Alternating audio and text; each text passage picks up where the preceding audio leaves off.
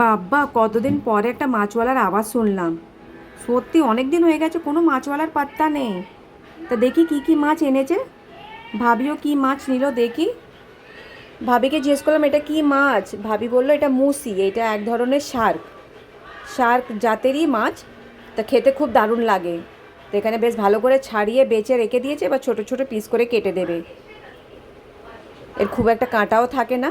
তা আমি বললাম ঠিক আছে, তাহলে তুমি টুকরিতে কি কি এনেছো, কি কি মাছ আছে আমাকে একটু দেখিয়ে দাও। তো এখানে আছে লাল চিংড়ি, বোম্বিল, সুরমই আর হালুয়া। তা আমি বললাম চিংড়ি মাছগুলো কেমন দেবে, বললো 100 টাকার বাটাও নিতে পারো, 200 টাকার বাটাও নিতে পারো। তো লাল চিংড়িটা আমার খুব একটা পছন্দ না, সাদা চিংড়ি হলে নিতাম। তা যেই মাছটা কেটে ধুয়ে বেছে রেখেছিলো সেটাকে পিস পিস করে কেটে নিচ্ছে। এমন কাটছে যেন মাংসর পিস, কাঁটা নেই তো। কাটতে কাটতে এই লোকটা বলছে যে এই মাছটা ওষুধের কাজ করে, যাদের হাঁটুতে ব্যথা তারা খেলে তাদের হাঁটুর ব্যথাটা কমে যাবে। এমনিতেই মাছ বলো তো অনেক রকমের ওষুধের কাজ হয়, মাছের তেলও তো অনেক রকমের ওষুধের কাজ দেয়।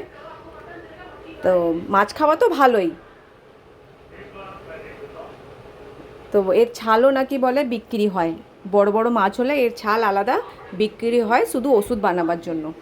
হতে পারে, আমি তো অতটা জানি না। তো যেরম যেরম বলছিল আমি শুনলাম। তো এখানের ভাবির মাছ কাটা হয়ে গেছে, যেন লাগছে মাংস নিচ্ছে। তো এর মধ্যে তো আমি কোনো মাছ নেবো না, পাপলেট মাছ হলে নিতাম কি সাদা চিংড়ি হলে নিতাম। গরমকালে মাছটা একটু কমেই যায়, আবার বলছে নাকি বর্ষাকালেও কমে যায়।